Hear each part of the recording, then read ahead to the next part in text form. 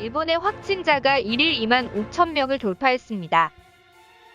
역대급으로 확진자는 매일 발생하고 있으며 병원은 더 이상 환자를 수용할 병상이 없어 신규 확진자들을 그냥 집에서 자가 격리시키는 상황입니다.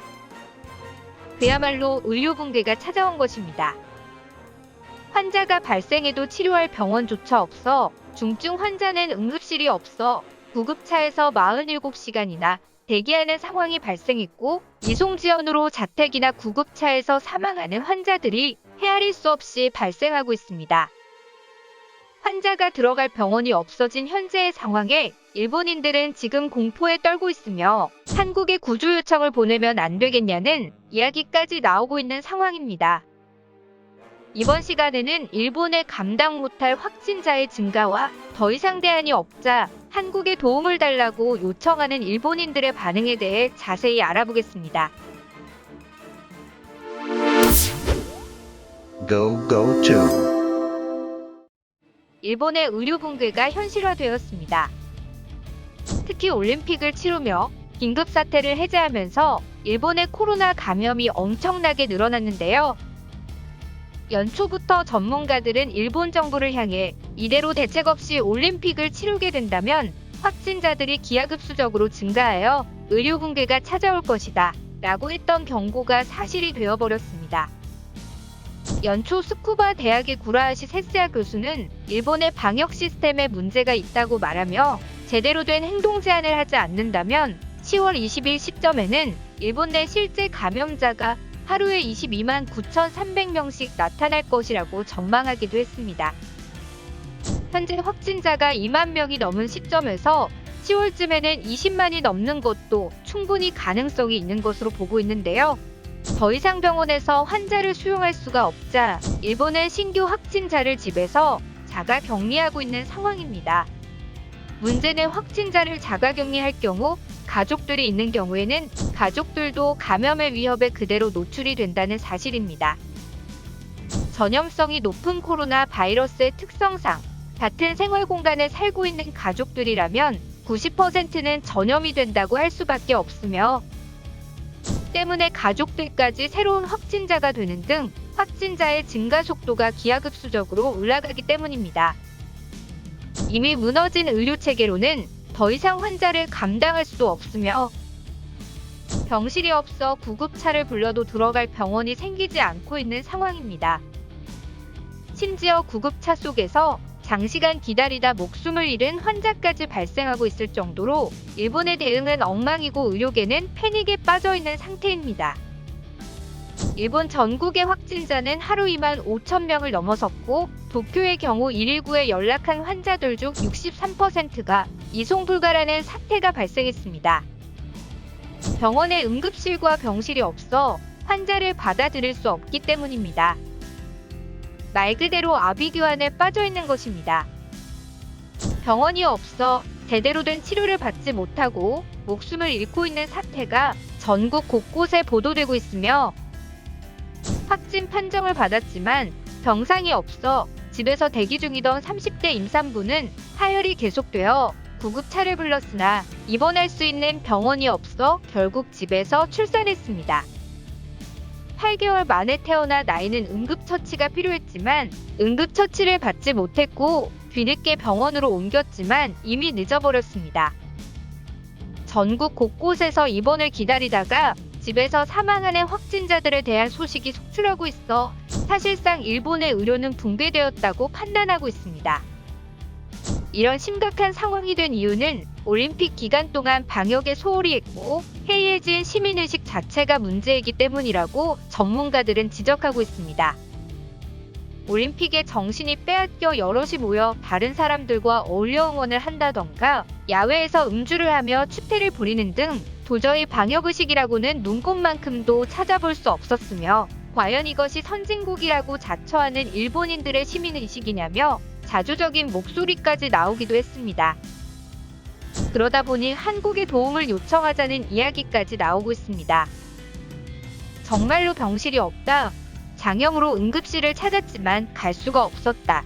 결국 3일 동안 병원을 찾느라 시간을 보냈고 겨우 어떻게든 해결됐지만 병원을 찾는 3일 동안은 정말 고통스러웠다. 체력이 약한 아이나 노인이라면 이런 상황은 목숨과 직결될 것이다. 해결할 방법이 없는 것인가? 병실이 없어 확진자를 집안에 격리하면 가족들도 위험해지는 것 아닌가?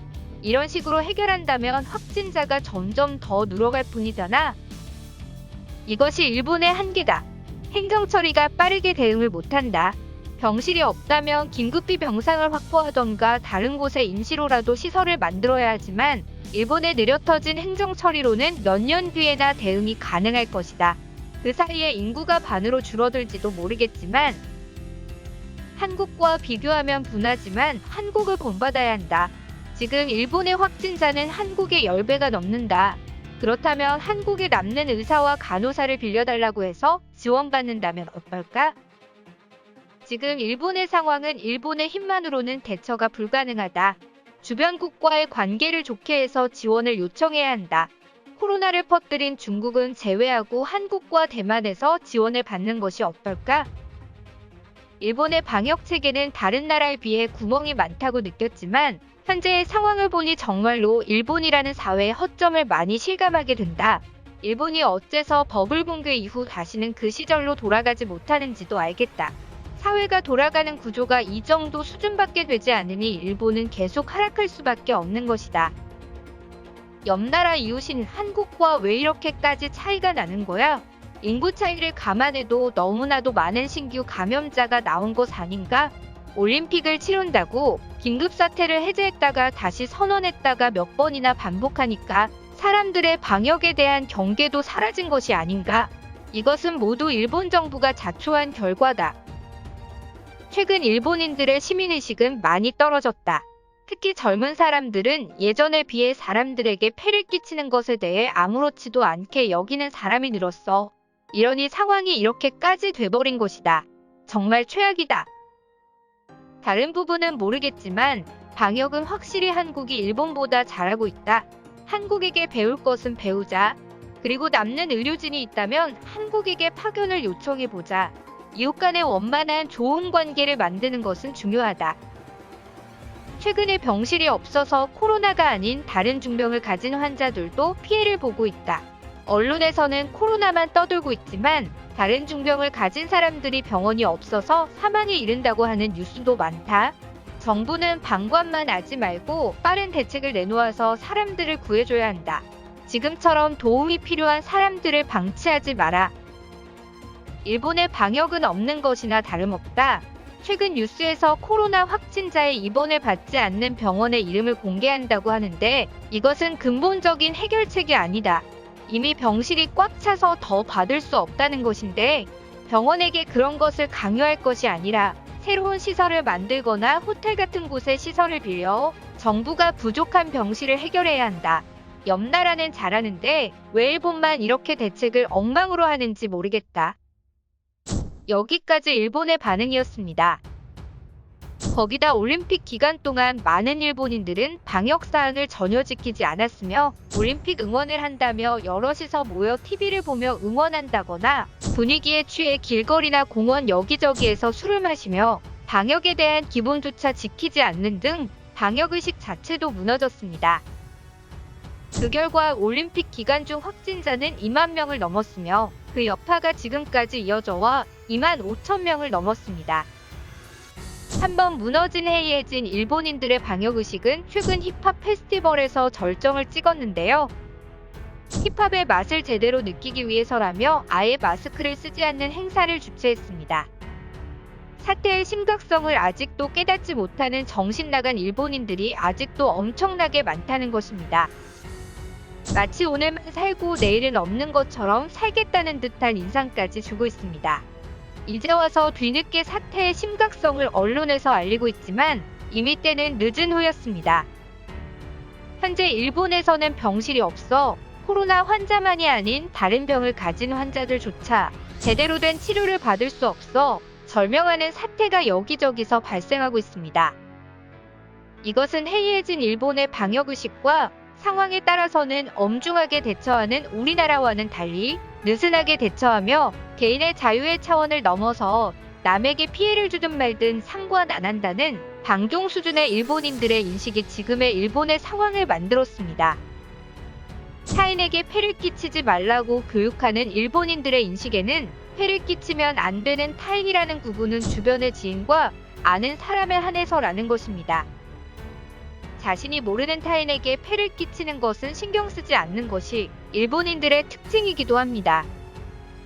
그렇기 때문에 자신들이 즐거우면 다른 사람의 방역에 민폐를 끼치건 말건 신경 쓰지 않는 것이 현재의 일본인들이기도 합니다.